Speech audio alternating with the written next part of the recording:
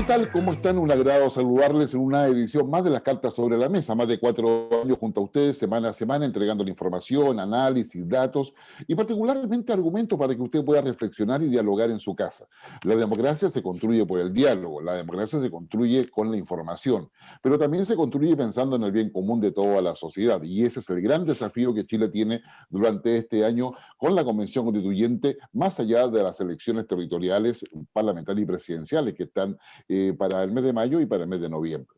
Así que bienvenidos. En esta oportunidad vamos a tener un programa especial dedicado particularmente, yo diría que al tema de seguridad, pero también muy concentrado en lo que es el rol de las Fuerzas Armadas. Mucho se ha hablado, han habido una serie de hechos contingentes que llevan muchas veces a preguntarse, bueno, ¿qué hacen? ¿Cómo lo hacen? ¿Por qué hacen tal cosa, no hacen otra? ¿Qué importancia tienen las Fuerzas Armadas en un Estado moderno?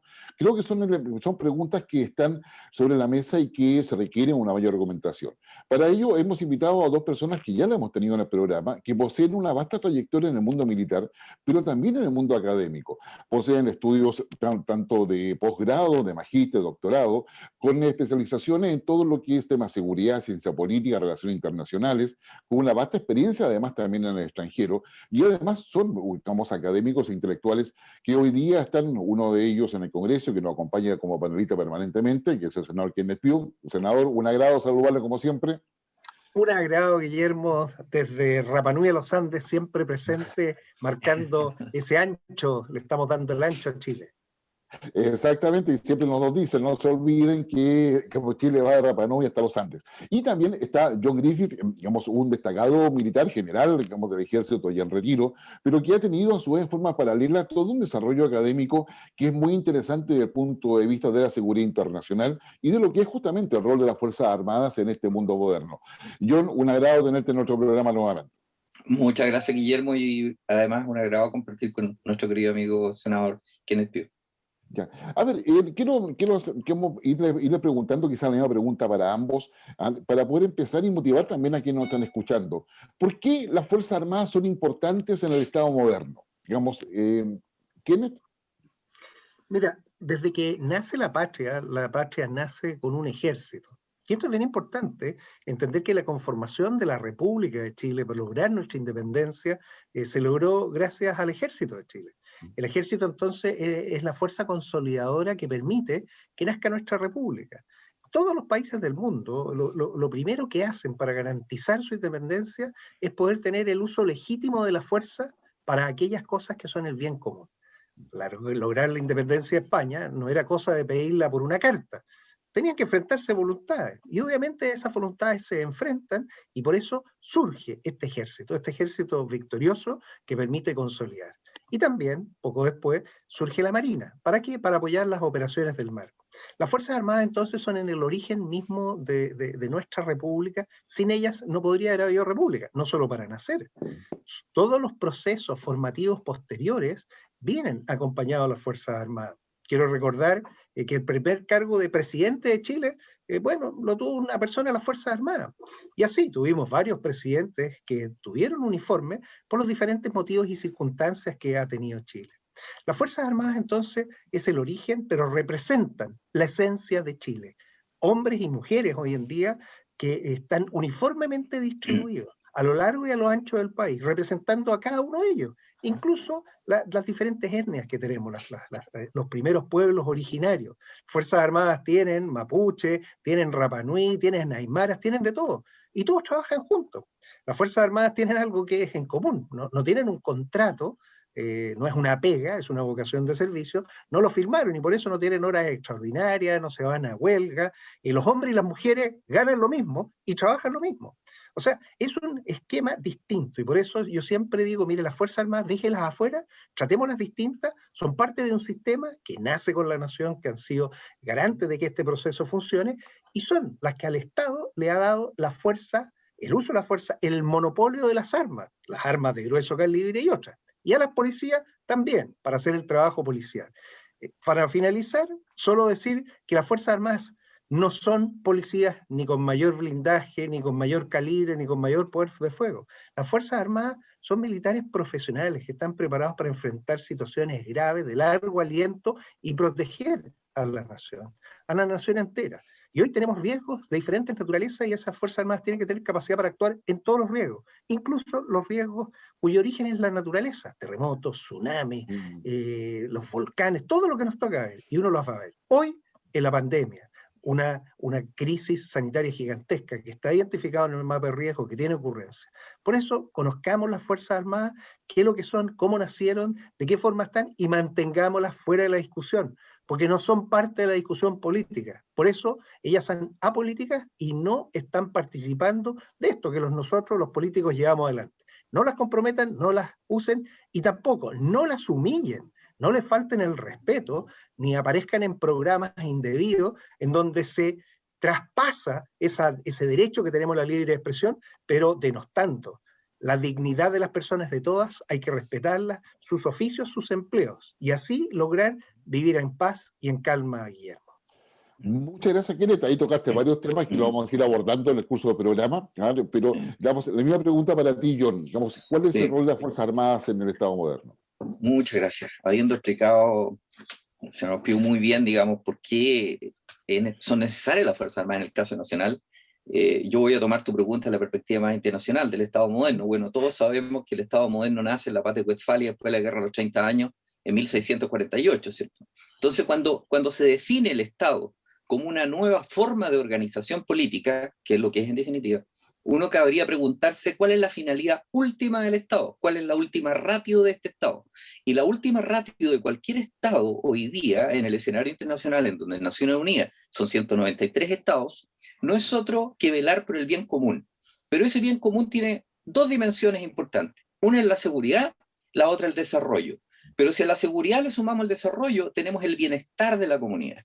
Entonces, si en la seguridad es un tema tan relevante para el Estado que posibilita el desarrollo y viceversa, el desarrollo posibilita la seguridad, pareciera ser, de toda lógica, que los Estados tengan un instrumento de fuerza en este escenario internacional en donde no existe una regulación, ¿cierto? Existe una cierta ausencia de un poder central que regule todas las acciones.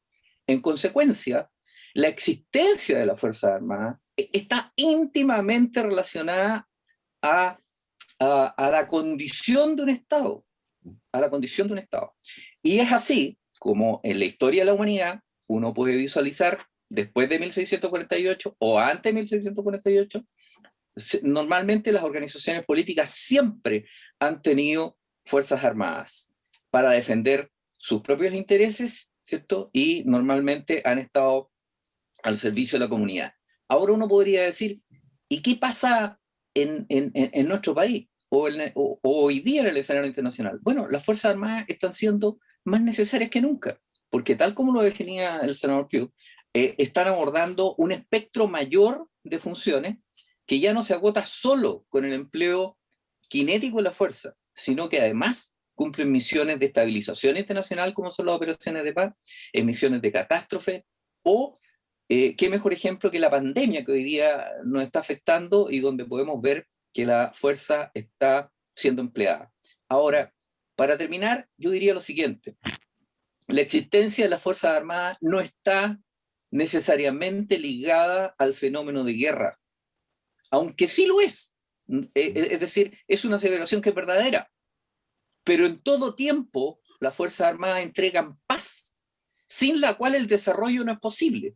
En consecuencia, yo me atrevería a postular, a modo de hipótesis, qué ocurriría si los estados prescindieran del elemento de fuerza, no tuvieran fuerzas armadas. ¿Cómo estaría ese escenario internacional que hoy día se ha definido en un nuevo orden internacional de competencia entre grandes poderes si no existieran las fuerzas armadas?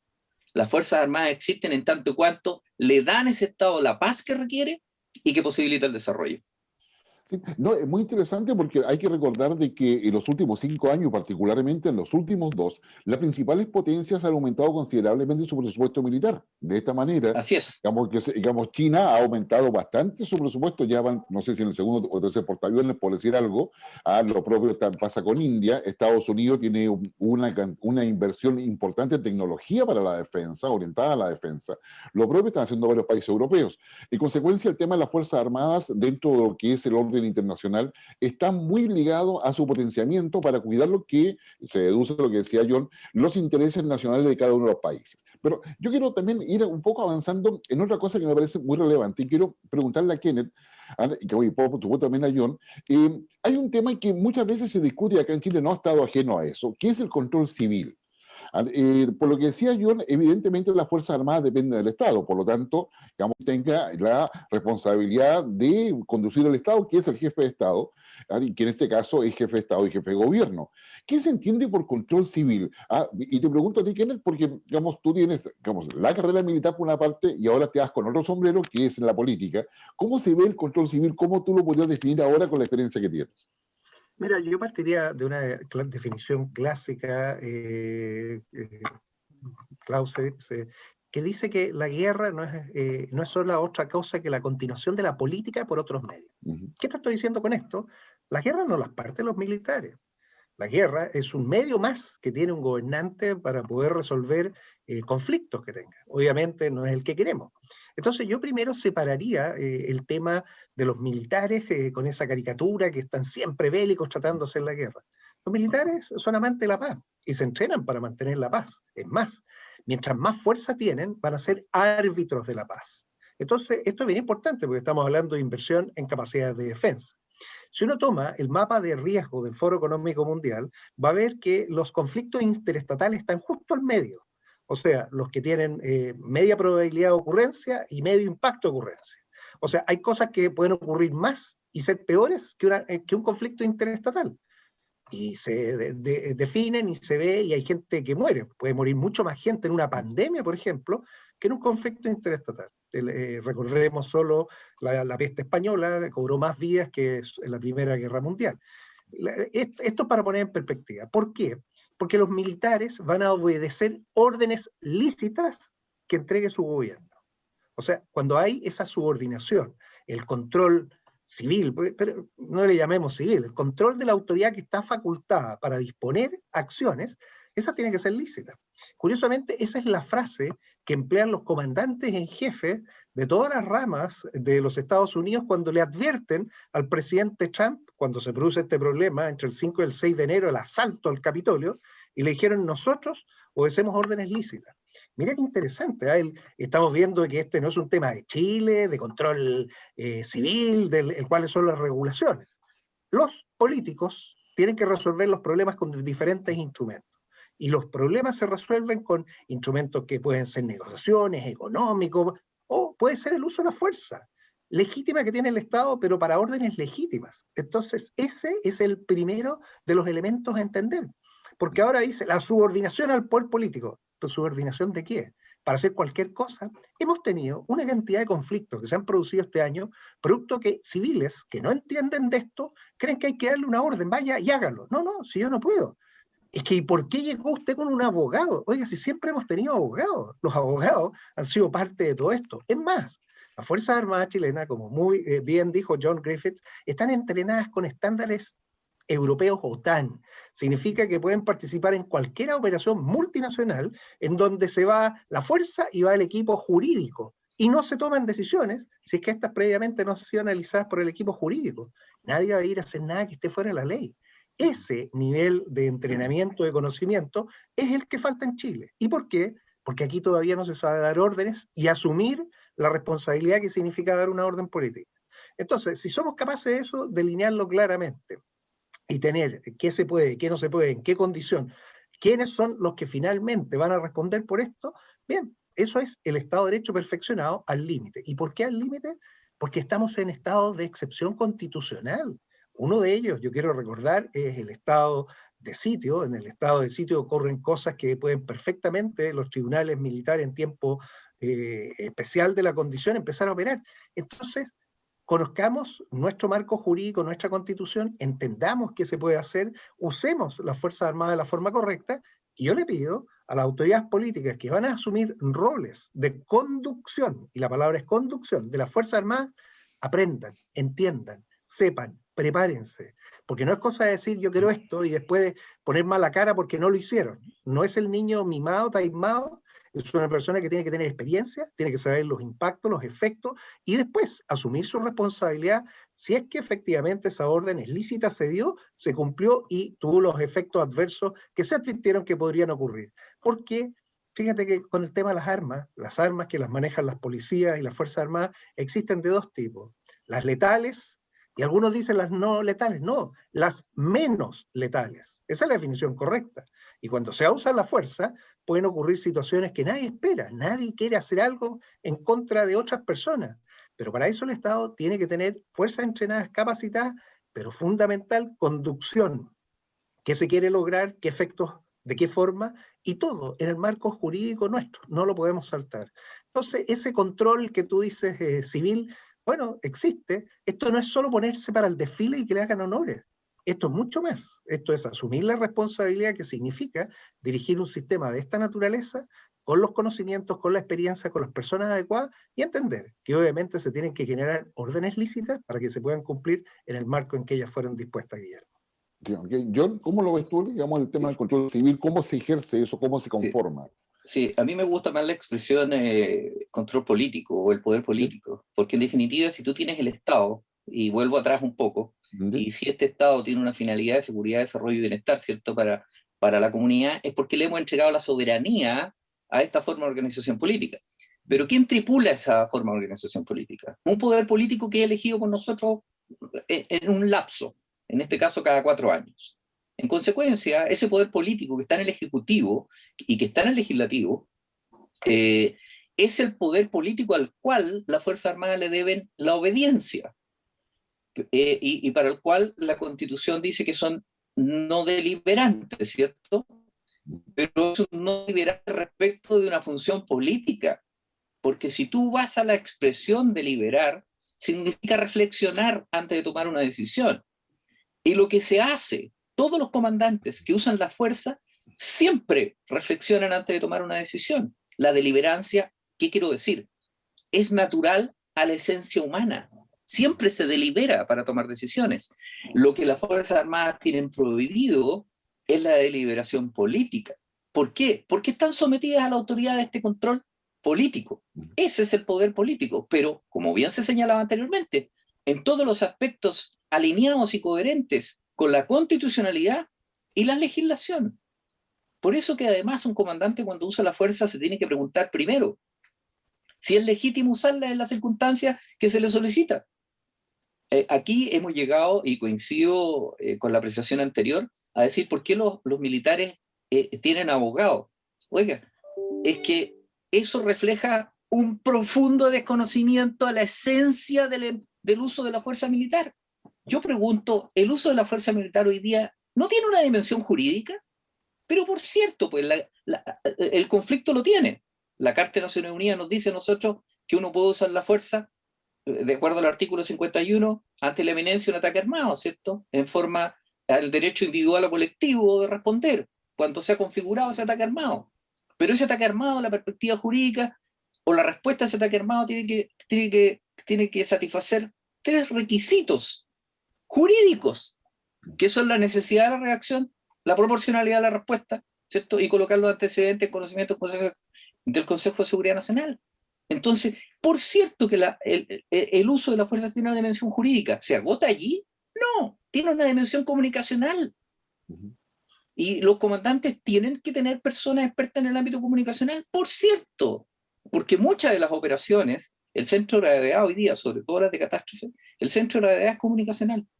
Mira, un solo ejemplo. La mayoría de los ejércitos desarrollados, los cuarteles generales de los comandantes operativos, tienen incluso un asesor del Ministerio de Relaciones Exteriores, que se llama el Political Advisor, que está junto con el abogado, junto con la gente experta en comunicaciones, junto con su Estado Mayor, porque el uso de la fuerza es tremendamente complejo. Entonces, lo que quiero decir es que nosotros, y coincido, tenemos que profundizar y no banalizar la función militar, que es muy compleja, y hoy día en particular es mucho más compleja que antes, por todas estas consideraciones que conllevan. Pero para resumir, el tema es el poder político de turno, quien tiene la responsabilidad política, además, de usar bien los elementos o los instrumentos de fuerza que se le han entregado, porque el Estado tiene instrumentos de poder. ¿Cuáles son esos? El político, ¿cierto? El económico, el tecnológico, pero también el militar. Y es a ese instrumento militar, o ese instrumento militar, el que debe la obediencia al poder civil cuando evidentemente se están dictando todas las disposiciones en un marco que lo fija la Constitución y que lo fijan las leyes. De allí lo importante de precisar precisamente las misiones principales en una carta fundamental, como lo hacen la mayor cantidad de constituciones a nivel mundial. Sí, efectivamente, a ver, yo creo que aquí hay varios temas que se van abordando, pero quiero quizás aprovechar que hemos hablado de la no deliberancia, que es la participación no partidista de las Fuerzas Armadas, que es lo que no pueden hacer, pero en tanto son instituciones del Estado, sí pueden emitir su opinión. Con lo que es digamos, este famoso programa políticamente incorrecto, donde no solamente las Fuerzas Armadas fueron, qué sé yo, puestas digamos, ahí en un humor bastante negro, si se quiere, o inapropiado, también estuvo otras instituciones, estuvieron los políticos, el Congreso, y, digamos, el ser políticamente incorrecto dio paso para que en una serie de programas, donde están las Fuerzas Armadas en esa serie de programas, finalmente generar un hecho político. ¿Correspondería ahí efectivamente el comunicado de las Fuerzas Armadas o bastaba lo que haga el ministro de Defensa? Mira, fue muy lamentable que un canal de muy bajo rating, que nadie ve, eso en la práctica se viralizó por redes, haya hecho estos sketches, estas parodias, eh, pasando un límite, y aquí está el límite, y aquí es donde hablo del respeto, la dignidad de las personas. Ya llevamos 2 años hablando de la dignidad, y traspasar eso y denostar deja de ser humor, es una articulación burda de algo que podríamos definir otra intención. ¿Qué es lo que pasa entonces en la práctica? Y aquí, tal como tú dices, se atacó a políticos, se atacó hasta el personal de salud que está trabajando en estos momentos en la pandemia. O sea, se atacó a todas las personas como a través de decir, bueno, si los ataco a todos, da lo mismo, y de forma bastante burda, que además es denigrante, ofensivo. Obviamente, y aquí es lo que a mí me habría gustado, es que la primera reacción hubiese sido la ministra de Defensa. Eso es lo que corresponde en todo sistema. Ministro de Defensa, que sale antes que se anticipa, porque él, por último, representa a las 3 instituciones. Un comunicado, pero muy fuerte, y las acciones que corresponden. Todo traspaso del límite de la libertad de expresión en aquellas cosas que entran ya a desgastar, en afectar la honra, tienen que ser perseguidas y esto tiene que tener un costo, no puede ser. Y existen los mecanismos y se tendrán que aplicar todos ellos para evitar que cosas como esta ocurran.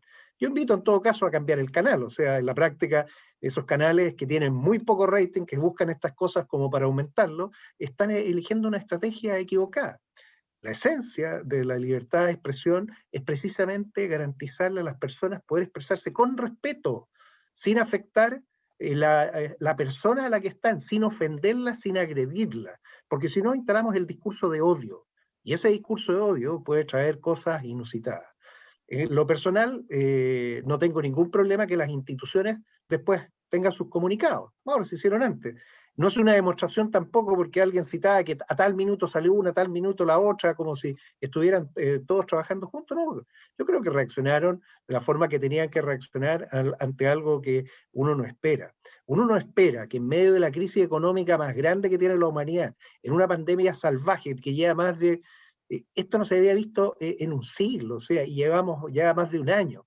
Con unos efectos sociales gigantescos, tengamos personas que estén destruyendo la honra de aquellos que están trabajando por sacarla adelante. Merece todo el repudio de la sociedad, de las personas y también del rating. Y ojalá canales como ese no sean capaces de seguir adelante. John, ¿cómo lo ves tú? Bueno, yo creo evidentemente que en una sociedad libre existen distintos organismos que pueden expresar la opinión que quieran y será, como muy bien se dice, el rating el elemento que va a premiar o va a castigar la acción de determinado medio de comunicación. Ahora, yo creo que en ese escenario es legítimamente posible que quien se sienta ofendido primero que nada lo pueda expresar, porque es parte de la libertad de expresión de todo el mundo. Las Fuerzas Armadas no están inhibidas de expresar su opinión. Y segundo, si se evalúa que dicha acción ha tenido algún efecto más allá con el ánimo de ofender, bueno, están los tribunales de justicia y se emprenderán las acciones judiciales que se ameriten. Yo creo que en una sociedad, en una democracia moderna, esas son las reglas del juego.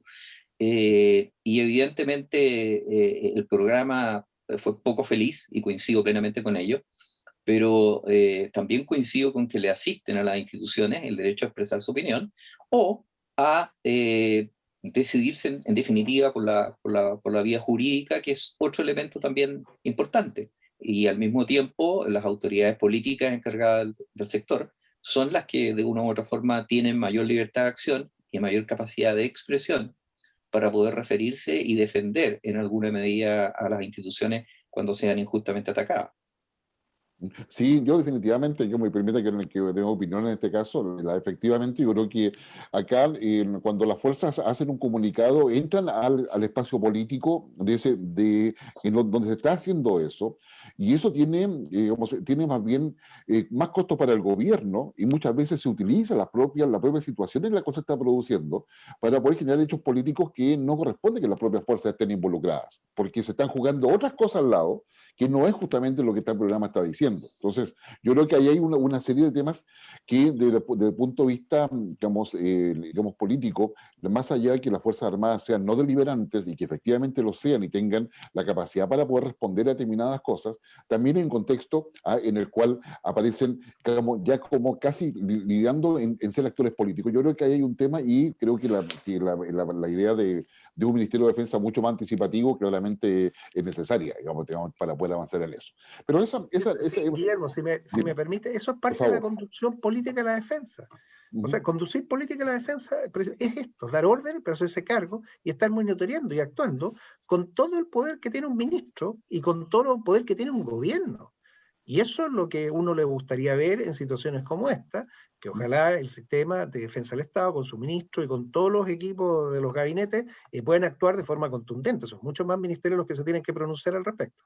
Sí, no, sin lugar a dudas. Ahora, hay un tema que quiero preguntarle a John primero, que siempre ha estado en la discusión, en el debate, que es el concepto de seguridad nacional, que es un concepto que aparece central en la Constitución de 1980, y no solamente la Constitución de 1980, muchas otras constituciones en el mundo, como lo recogen, y hay estrategias de seguridad nacional de Estados Unidos, en varios países europeos, y que están presentes con eso. ¿Y qué se entiende por seguridad nacional y por qué es necesario abordarlo, John?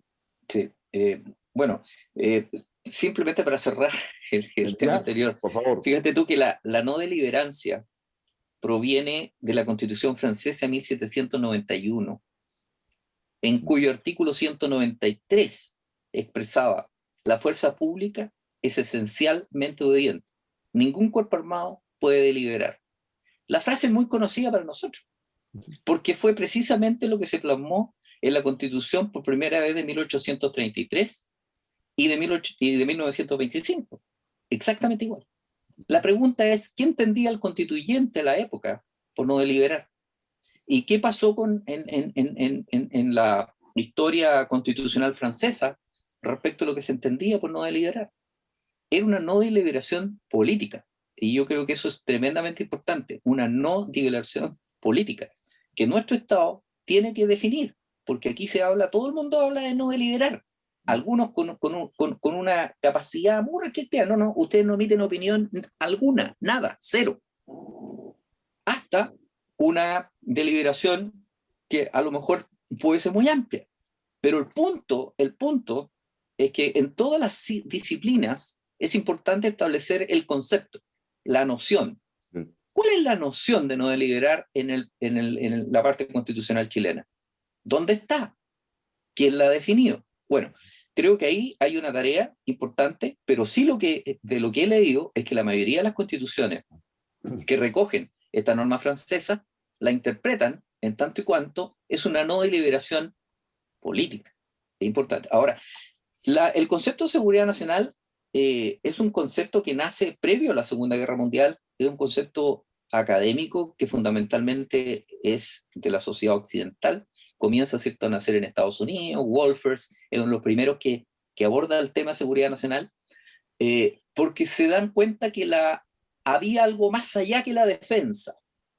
En términos biológicos uno podría decir, si el género es la seguridad, la especie es la defensa. O sea, hay un nivel más allá que involucra proteger. Ahora, como decíamos anteriormente, si la finalidad de un Estado es seguridad, desarrollo, que da en el bienestar, ¿dónde está la defensa? En la seguridad. ¿Pero la seguridad se agota con la defensa? No, es un concepto mucho más amplio, porque involucra también la seguridad interna.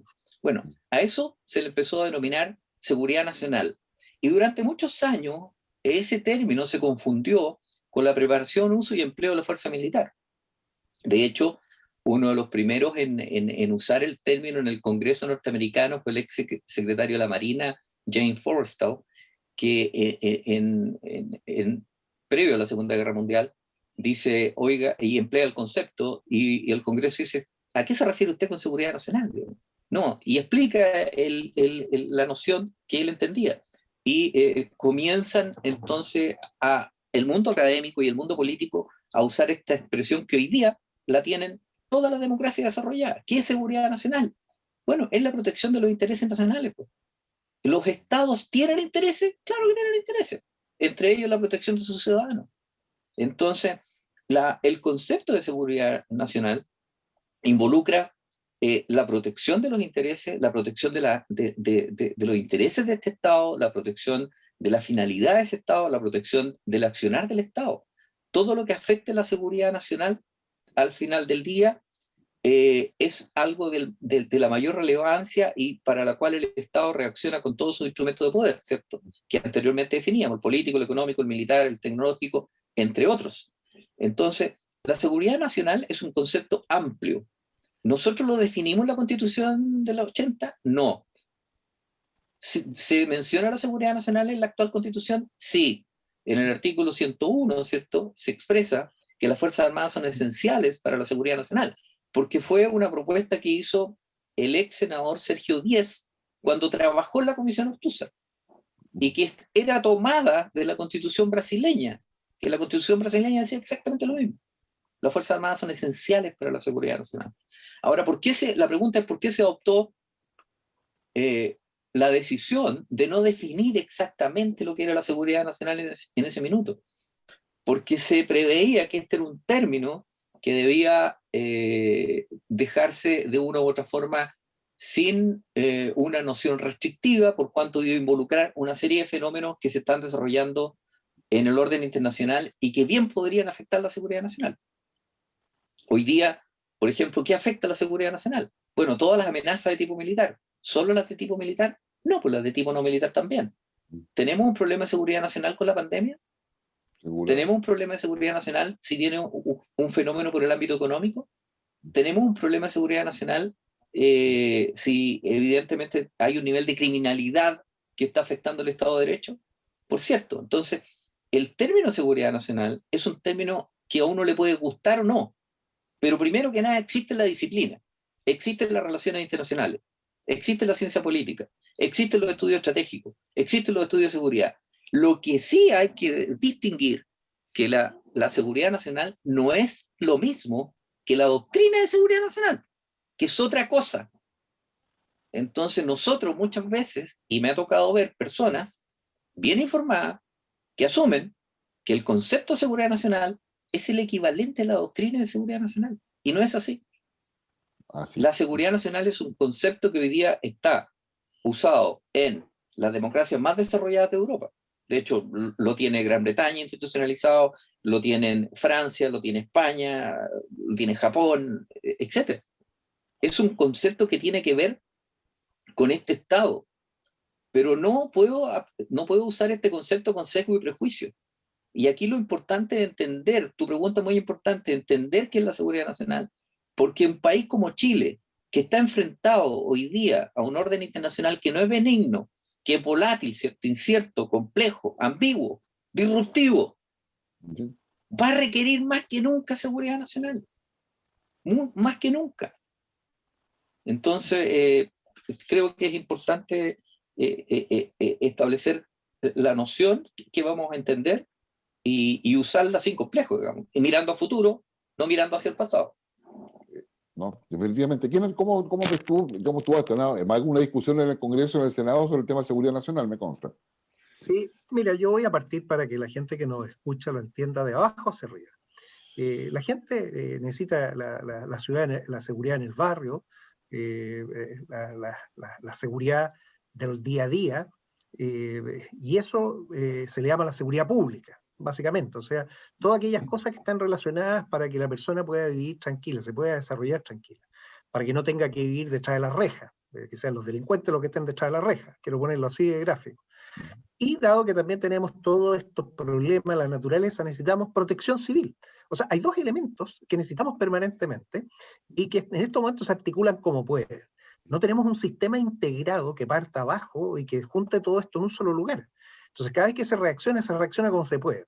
Ecuador, hace varios años atrás, resolvió esto con el ECU 911, un sistema integrado, no es un número único, es un edificio con más de 100 personas, donde están todos los servicios integrados. Y tú tienes seguridad pública y protección civil. Perfecto. Ahí está el mapa de riesgo, están todas las agencias colaborando, el trabajo interagencial.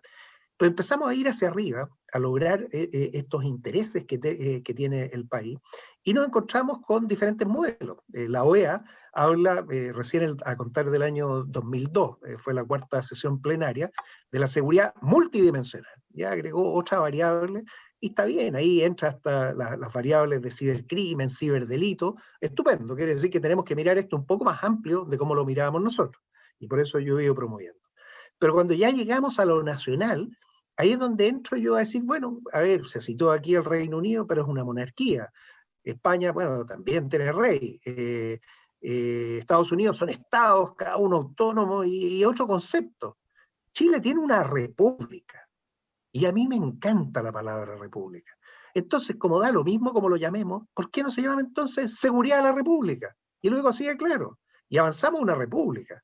Entonces, este es un proceso de formación de relato, de construir aquellos elementos que creemos que son propios de nuestra identidad y adaptarlos bien y emplearlos como corresponde.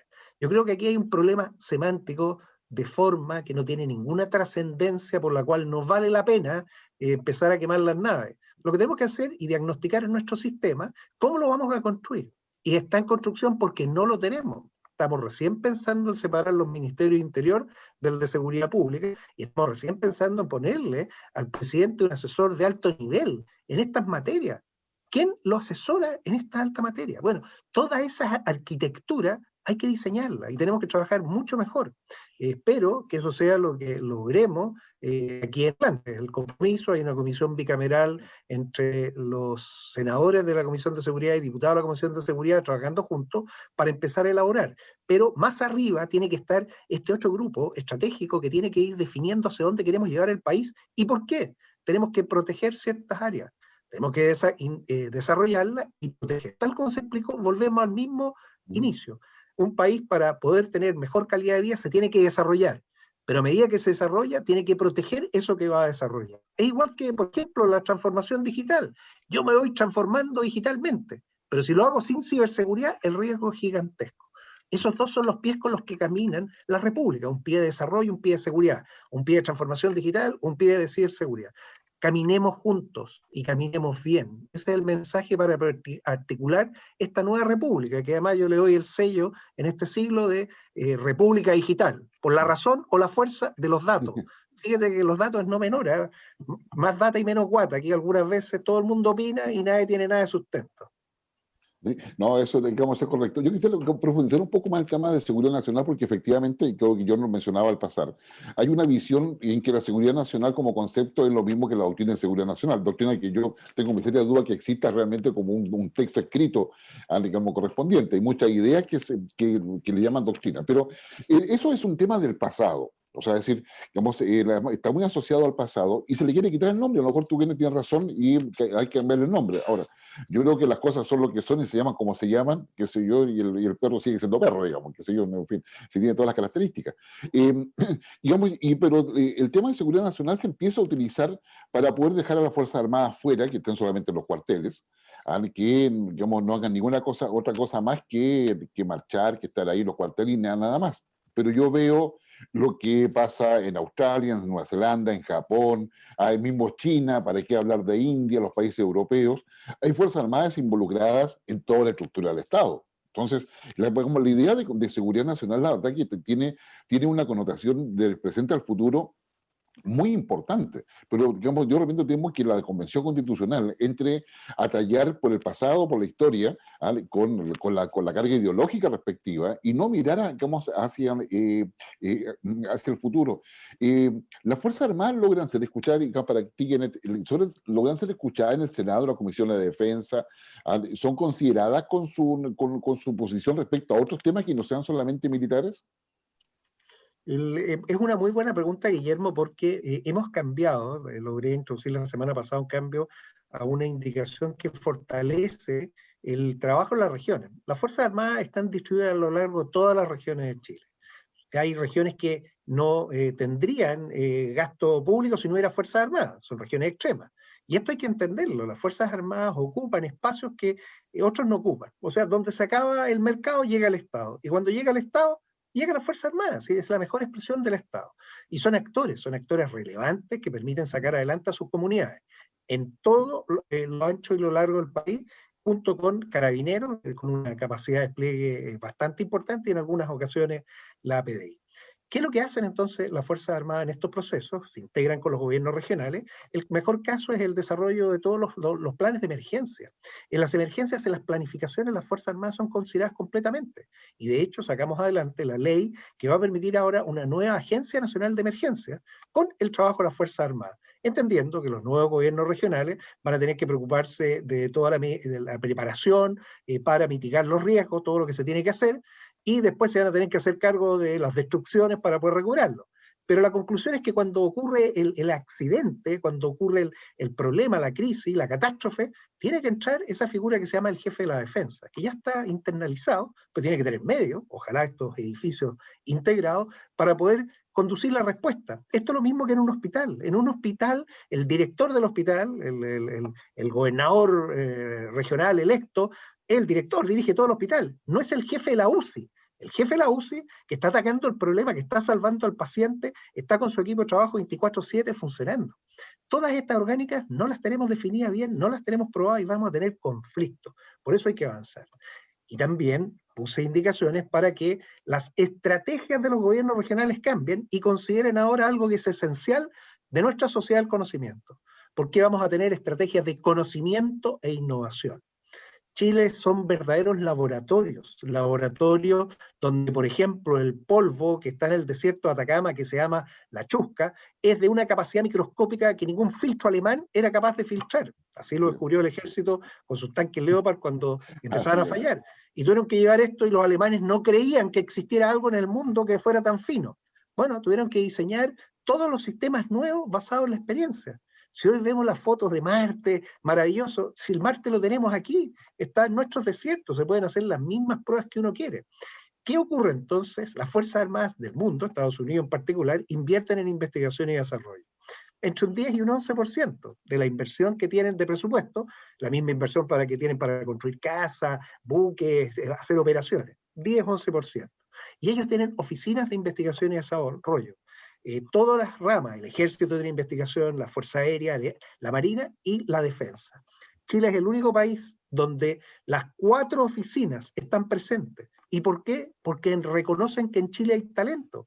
Para el ejército norteamericano, una empresa de Valparaíso, que está en el Cerro Alegre, ha desarrollado los robots que exploran en la Antártida para encontrar fisuras y vayan adelantados para que no caigan las personas en esos orificios. Con la Universidad de Santa María están trabajando en investigación avanzada de inteligencia artificial con fotos satelitales. Hay investigación en cada una de esas áreas. ¿Qué es lo que puede entonces nuevo aportar las Fuerzas Armadas? Esa capacidad de conocimiento e innovación que lo vimos en la pandemia. Un respiro para Chile.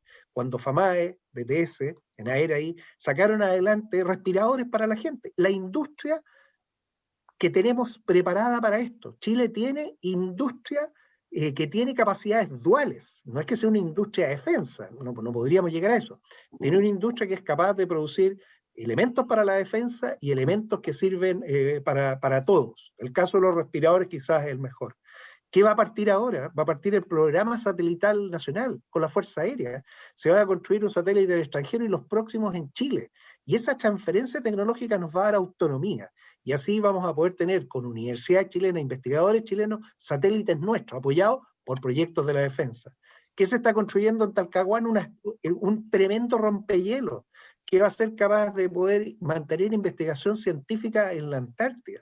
Entonces las Fuerzas Armadas están insertas en esta sociedad del conocimiento, tienen capacidades, y yo invito a los nuevos gobiernos regionales a hacer alianzas. ¿Por qué? Porque queremos invertir más en investigación y desarrollo, pero no en la investigación básica, en los papers, sino que en investigación aplicada, en prototipos, en desarrollo de soluciones, y soluciones que plantean las mismas Fuerzas Armadas. Un ejemplo, el programa Avante 2020, ese fue un concurso donde ganó un grupo, yo entiendo hay un think tank que después John nos podría explicar, Athena Lab, que apoyó para que se hiciera este concurso, con una metodología traída del Silicon Valley, estamos hablando lo mejor, las oficinas nos trajeron, y se eligió finalmente uno de los proyectos que es para poder perseguir pesca ilegal, en base a la escucha acústica de los ruidos de las naves, hecha por una empresa chilena que la dirige una mujer, lo cual lo encuentro maravilloso. Eso es el potencial nuevo que ni siquiera lo vemos y que las Fuerzas Armadas pueden construir, aparte de todo lo que ellas ya hacen y todo lo que las personas conocen, Guillermo. Sí, antes de la palabra, John, digamos solamente destacar que los países desarrollados en general, con lo que es la investigación y desarrollo, digamos, y hoy día innovación de las Fuerzas Armadas, y el uso dual de todas esas capacidades sostienen gran parte, parte importante de lo que es la industrialización de los países. Que yo muchas veces, en más de alguna conferencia o clase, le decía, esto tiene que ver con la sopa para uno, con la conserva, tiene que ver con la manera de poder mantener desplegado mucha fuerza, digamos, lejos de lugares de alimentación o de asistencia directa o con problemas logísticos. Y por supuesto tiene que ver con la carga espacial, con los microondas, tiene que ver con una serie de otras cosas que finalmente se desarrollan. John, al respecto. Sí, muy corto. Para nuestra audiencia, un concepto de seguridad nacional, que no lo hemos definido en una conversación nosotros tampoco, es que tiene que ver con la seguridad tanto interna como externa del país, como muy bien decía el senador Piu, pero respecto de asegurar el libre ejercicio del Estado de Derecho y la soberanía nacional, de acuerdo evidentemente a las leyes. Esa es la definición que por lo menos nosotros nos dimos la década del 60 y en algunos libros de defensa posteriormente. Ahora, habiendo dicho eso, muy importante con lo que aquí se decía, estamos viviendo un escenario, un nuevo orden internacional, y eso es lo que creo que tenemos que pensar, un nuevo orden internacional que nos plantea nuevos desafíos. Hasta en septiembre del 2001, el monopolio de la fuerza lo tenían los estados. El 2001 vimos cómo ya no solo los estados podrían tener el monopolio de la fuerza. Y estamos viendo un escenario en el cual otros actores, que no son estados, por ejemplo ISIS, pueden disputar el monopolio del uso de la fuerza. Entonces, ese es el escenario que estamos viendo, que se ha denominado de competencia entre grandes poderes. En un escenario donde la tecnología está disparada exponencialmente y ello nos está trayendo mucha incertidumbre. ¿Cómo Chile se va a manejar en ese escenario que va a traer, que está siendo menos estable? Porque hay una competencia entre grandes poderes y la posibilidad de conflicto es mayor. Pero ¿tenemos posibilidades de problemas solo en el enfrentamiento entre Estados? No, porque estamos siendo objeto de muchas amenazas que son desatadas por la globalización y cual el país no puede estar ajena. Una de ellas, el tema de la organización criminal y narcotráfico que están asolando el país. Nosotros hicimos una encuesta en Athena Lab el año pasado de Relaciones Internacionales, Seguridad y Defensa, y fíjense ustedes que las principales preocupaciones de los habitantes del país, de Arica a Punta Arenas, son el narcotráfico, los ataques ciber, el cambio climático, las pandemias y los desastres naturales. Yo pregunto, si esas son las principales preocupaciones del país, ¿tienen que ver directo o indirectamente con la seguridad nacional? Por cierto que tiene que ver. Segundo, ¿tiene que ver con algún grado de participación de las Fuerzas Armadas? Por cierto, pues si para eso están los estados de excepción constitucional. Entonces, cuando vemos este tema, miremos a futuro y veamos que Chile sí requiere, con el nombre que podamos colocarle, aun cuando yo también soy partidario de que los nombres, no porque a uno no les gusten, en una disciplina tenemos que ponernos de acuerdo, porque en física fuerza en masa por aceleración, y eso igual es Tumbuctú, en Asia, en Latinoamérica, en cualquier parte, digamos. Entonces, en la ciencia social o los estudios de seguridad tenemos que consensuar los términos y las nociones. Yo sé que el debate aquí es muy politizado, pero diría eso. Y segundo, aclarar el tema de la tecnología. Thomas Friedman acaba de escribir un extraordinario libro que se llama Thank You for Being Late, que gracias por llegar tarde, en donde él en un eje de coordenadas pone dos variables. En la de abajo pone el desarrollo de la tecnología y en la curva superior pone la capacidad del Estado de adaptarse a esa tecnología. ¿Qué pasó? Durante muchos años en la historia de la humanidad, la tecnología fue un ritmo más bajo que la capacidad del ser humano de adaptarse a esa tecnología. Entonces, la tecnología se incorporaba, nos generaba certidumbre, nosotros hacíamos uso de la tecnología. Pero lo que pasa es que la tecnología en los últimos 30 años, en las últimas décadas, tuvo un crecimiento exponencial y cruzó la curva de la capacidad de adaptarse. Y eso le ha traído a la humanidad mucha incertidumbre. Pongo un solo ejemplo. 1800 al 2000. En 1800 había 1 billón de personas en el planeta Tierra. En el 2021 somos casi 7, ¿cierto? Vamos para los 8 billones o 8.000 millones de habitantes. Es decir, el factor que aumentó es por 8. En 1800 y el 2000 está medida el porcentaje en que se multiplicó la tecnología considerando todos los ámbitos en que se desarrolla. Bueno, el factor es 36. O sea, ¿qué estamos viviendo? Estamos viviendo un escenario en el cual la tecnología va cada día en forma más rápida. Si la ley de Moore es de 1965, la ley de Moore que dice que un transistor se duplica cada 18 meses es de 1965. Hoy día la tecnología nos está pasando la cuenta. Entonces, ¿cómo preparar al país para lo que viene? No puedo estar más de acuerdo. Con conocimiento y no información, que es distinto. Okay. Hay mucha información, pero hay poco conocimiento. Y creo coincidir plenamente con la aseveración que se hacía aquí, que hay que incluir a la empresa privada, a las universidades y al Estado en un triángulo virtuoso para generar soluciones locales a problemas nacionales.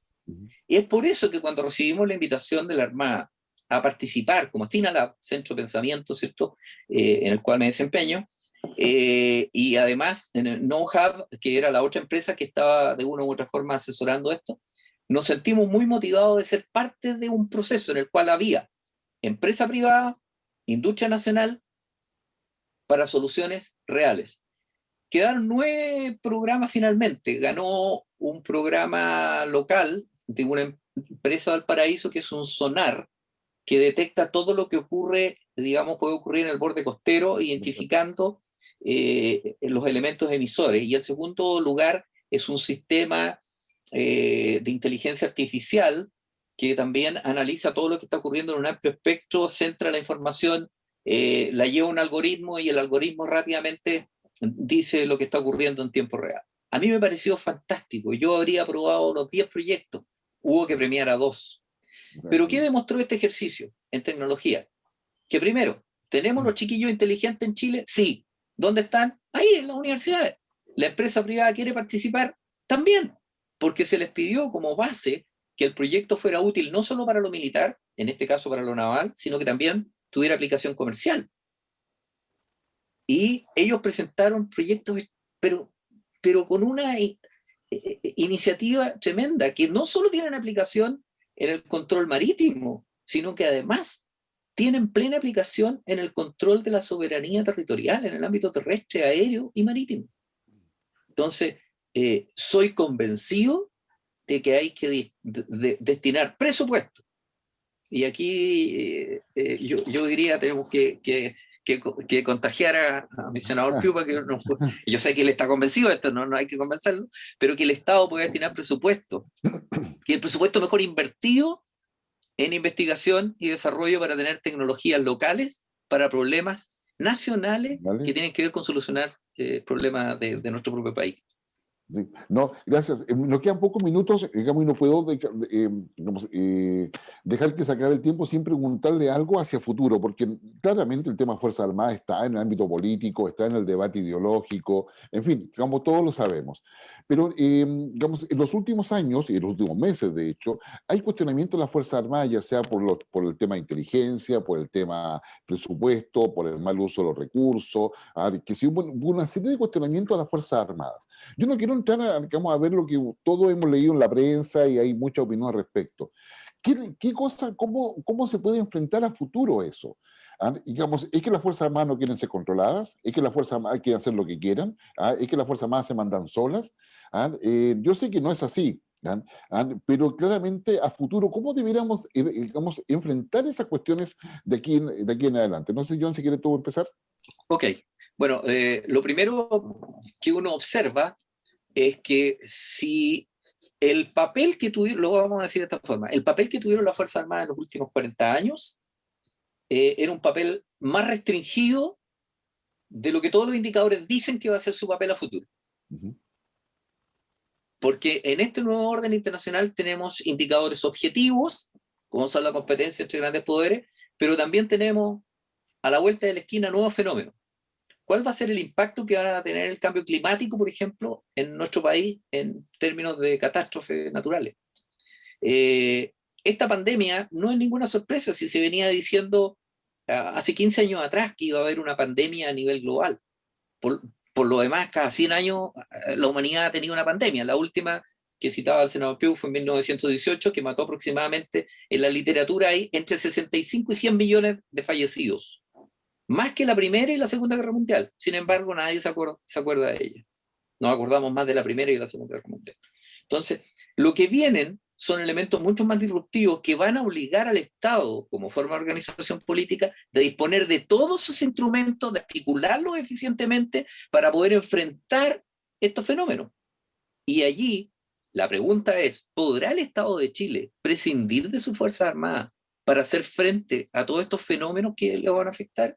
Yo creo que no. Yo creo que los va a tener que cada día integrar esas capacidades. No digo cambiar la misión, estoy diciendo integrar en esas capacidades. Lo que hoy día se está conociendo con el término de proceso interagencial, a Whole Government Approach, y Gran Bretaña lo acaba de denominar Total Integration. ¿Qué significa esto? Que están preparando los estados para robustecer la capacidad de respuesta ante todos estos fenómenos del escenario internacional y de lo que ocurre adentro. Entonces, primero que nada, soy convencido que eso viene. O sea, las Fuerzas Armadas van a tener un papel importante en un espectro de mayor uso de su fuerza. Ahora, ¿y esto cómo va a afectar la fuerza? Bueno, las fuerzas van a tener que ser más eficientes, ya no solo eficaces en el uso de sus recursos, eficientes en términos de hacer con lo que tienen, cumplir misiones en una forma más efectiva. Pero Chile tiene el andamiaje jurídico, legal y constitucional para que cada una de las instituciones haga las cosas como corresponden. Yo creo que en este tema los problemas que han habido son perfectamente evitables cuando los organismos de control que existen y que están dispuestos tienen que hacer su pega. Cuando los distintos personas que tienen a cargo la administración hacen lo que tienen que hacer. Pero también es cierto que ha habido una suerte de intensidad en ver pecado en todas partes. Y yo ahí también llamaría que hay que ser cuidadoso, porque una vez que se genera un escenario como ese, es muy perjudicial. Y yo creo que las Fuerzas Armadas son las más interesadas en que sean controladas, en que se determinen sus procedimientos, porque por lo demás están todos escritos. Y siempre lo han hecho, históricamente lo han hecho bien. Entonces, yo diría que no va a haber temor en lo absoluto, y indudablemente el poder político al que nos referíamos tiene que efectuar sus controles como corresponden en un escenario en donde va a requerir más de la fuerza. De eso no tengo duda. Gracias, Kenneth. ¿Cómo lo ves tú para ir cerrando? Yo creo que aquí hay que buscar hitos que cambiaron la cultura durante y un después. Y para mí algo que es bien importante, una ley que cumplió ya 10 años, la ley de probidad y transparencia. Un antes, donde no sabíamos qué pasaba, un después, donde se declaran los lobbies, quién conversa con quién, las intenciones. Las declaraciones de patrimonio e intereses, se sabe qué es lo que está. Pero más importante de todas, la ley que cambió el financiamiento de la política, ¿cierto? Un tema no menor. ¿Y por qué? Porque, bueno, hemos visto recientemente a un anterior senador que ha sido condenado, está en un proceso, una causa y todavía pendiente, y también otros senadores que hablan de los raspados de la olla. Entonces, esto era un antes. Lo que hay que explicar, y eso es muy importante, que tenemos hoy legislación distinta. Yo vengo del después. Yo vengo de una ley de financiamiento donde tuve que declarar cada peso de cada voluntario valorizado, porque aunque era voluntario había que valorizarlo. Y toda mi información está disponible, publicada, con todo mi interés. Y yo, por ejemplo, me inhabilito en todo lo que sean votaciones por el agua, porque tengo familiares que están en eso. Ese es el nuevo mundo que se ha instalado. ¿Qué ocurrió esta semana? El día de ayer, la Comisión de Inteligencia sesionó y se pudo interrogar al ministro, que fue el que autorizó las interceptaciones legítimas, son medidas que tienen la ley de inteligencia, atribuciones, los directores de inteligencia para evitar que información clasificada sea entregada sin control de la institución. Y se confirmó exactamente que se cumplió la ley. La ley existe y se cumple. Reglas claras, cumplir la ley. ¿Qué podemos hacer? Obviamente perfeccionarlo. ¿Y cómo? Yo quiero sacar la planilla Excel. Fíjate, si la gran corrupción que hay en todos lados son con estas planillas que se usan para todo. ¿Y por qué? Porque la fila al orden no se respeta, cambio de lugar. En la celda le cambio los valores y se instala la corrupción. Esa corrupción está latente y todo nuestro Estado funciona igual. La información no se comparte, no tiene resguardo, no hay trazabilidad ni integridad. Si queremos atacar, entonces, todos estos problemas, tenemos que ir al origen, a la causa, donde está. Y eso requiere, parece medio absurdo, pero tener confianza digital. Porque hoy todos los procesos son digitales, y ya estos papeles, estas órdenes, son todos digitales. La confianza digital es tener certeza jurídica en los actos digitales del Estado, de las personas naturales y jurídicas y los dispositivos. Esos 50 billones de dispositivos, hay 5 por cada persona más o menos en el mundo en estos momentos. Pero no tenemos eso. Entonces ahí es donde viene el Estado que tenemos que construir. Esa es la discusión ahora, el nuevo Estado digital, los derechos digitales y cómo, en base a esa confianza digital de un tercero, sí vamos a poder tener muy claro que lo que están haciendo las personas es lo que corresponde. Muchas gracias, Kenneth. Muchas gracias, John. La verdad es que lo voy a dejar comprometidos para otro programa porque creo que estamos recién empezando a discutir esto. Y aquí lo que es valioso es que quienes nos están siguiendo tengan argumentos, tengan la posibilidad de contrastar, pero además argumentos que son razonablemente dichos, digamos, y que le permitan a las personas tener su propia opinión y una mejor opinión, porque eso va a ser fundamental en todo este proceso de constitucional que Chile va a remeter. Así que, John, te agradezco muchísimo, a Tenalab también, qué sé yo, y toda tu experiencia académica y de estudio, y por supuesto también militar. Muchas gracias, senador Kenneth Pugh, muchas gracias al doctor John Griffith por estar en esta oportunidad las cartas sobre la mesa para poder explicar algo más sobre lo que son las Fuerzas Armadas y lo que tenemos que enfrentar a futuro y para que usted esté mejor informado. Nos vemos la próxima semana, que estén muy bien.